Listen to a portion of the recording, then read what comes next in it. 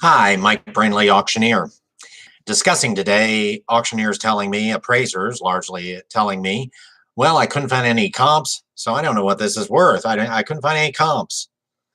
Well, that's not true. How do we appraise things? Well, there's three appraisal methods. There's not just one, which means you have to find comps, recent sales, same neighborhood, like kind, arm's length transactions. You can do appraisals in one of three ways. You can use all three ways if you have all that information. But it's not true that if you can't find comps, that you can't do an appraisal. So let's talk about the three approaches. Number one, the one that apparently everybody knows about, called the sales comparison approach. Some people call it the market approach. I have a house here on a lot, half-acre lot, thought to be worth somewhere between 200 and 300. Don't know, but down the street, same neighborhood, similar home on a lot, like kind, sold 2 months ago, sold recently. And it sold between a buyer and seller that didn't know each other, or that the seller was trying to get all they could, the buyer was trying to get it for the least they could. Traditional, financing or cash used, arm's length. Is that a comp? That's a comp. So if I can find 1, 2, 3 of those, and I find homes that sold, one sold for 275, one sold for 265, one sold for 268, and I take those comps and I adjust them to be like the subject, then if I come up with an adjusted weighted average of those three comps as to the extent they were adjusted, less adjustment largely means really good comp. Lots of adjustment means we don't weight it very much. Maybe I come up with 269. There's my number. I did the sales comparison approach. That's fine. That's fine. But if you can't find those comps, it doesn't mean you can't do an appraisal. The second approach that I like to talk about is the income approach. Some things earn income, and you can evaluate that income, that stream of income, with a rate of return to determine the value of the property. We've got a 2-bedroom, 1.5 bath, half-acre lot home that's used as a rental for $1,000 a month. Well, if that tenant pays that $1,000 a month, all 12 months, that's $12,000. That's called potential income.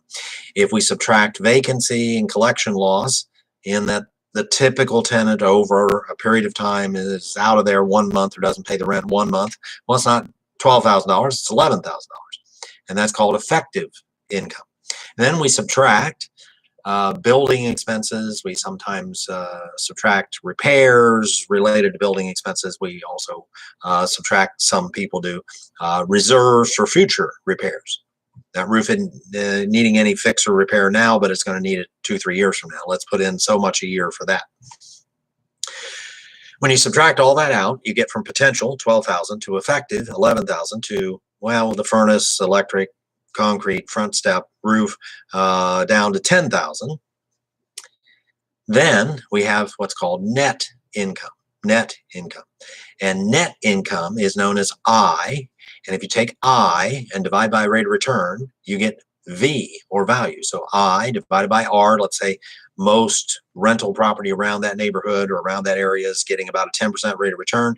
We divide 10,000 by a 10% rate of return. V ends up being $100,000. You would pay $100,000, and not coincidentally, $10,000 in net income. 10,000 is 10% of 100,000, which means you're getting a 10% rate of return. Now that's a cap rate, or a capitalization, market capitalization. There's also gross rent multipliers, and gross monthly rent multipliers aren't used as much in the investing area. And quite frankly, since we have calculators and we can do a better job, gross rent multipliers and the like aren't used as much as they used to be. The third approach is called the cost approach. When I teach appraisal, and I've taught it for 25 years, I usually tell students the cost approach is kind of the catch-all. Don't have comps for the sales comparison approach. I don't have market information for the cap rate. I don't really want to use a gross rent multiplier. Where do I end up? I end up with the cost approach, and we take the, let's take that 2-bedroom, 1.5 bath, half-acre lot. What would it cost to build? We take the land out. What would it cost to build that? house improvement again today, number one. Number two, how much has that improvement depreciated? This is the downside of the cost approach, because that number, depending on, depreciation's in the eye of the beholder. I could look at that. I could look at it and say, I think it's depreciated 20%. Somebody else could look at it and say they think it's depreciated 30%. Somebody else could say 40%. That's the problem with the cost approach, is that second step determining depreciation. But nonetheless, we can stick a number there and then subtract that. And then third, add in the value of land, because land from the appraiser's standpoint and largely doesn't depreciate. So we take the cost of the improvement minus depreciation plus the cost of land. There's the cost approach. Cost approach. No comps, cost of concrete, cost of lumber, cost of roofing, cost of struts and framing and whatever else in the cost approach. Income approach, we're probably using a cap rate. So we look out in the market to see what the prevailing cap rates are. Sales comparison approach, we find similar homes that have sold recently in the same neighborhood between disinterested parties, arm's length, and we can do it that way. So there's 3 different appraisal methods. My take home for you today is, if you hear an auctioneer or an appraiser say, well, there's no way to appraise that because I can't find any comps, well, they don't know what they're talking about, because there's 2 other approaches that can be used. Mike Brantley, Auctioneer, pleasure to be with you today. Other videos on this same page, others forthcoming. Have a great day and stay safe.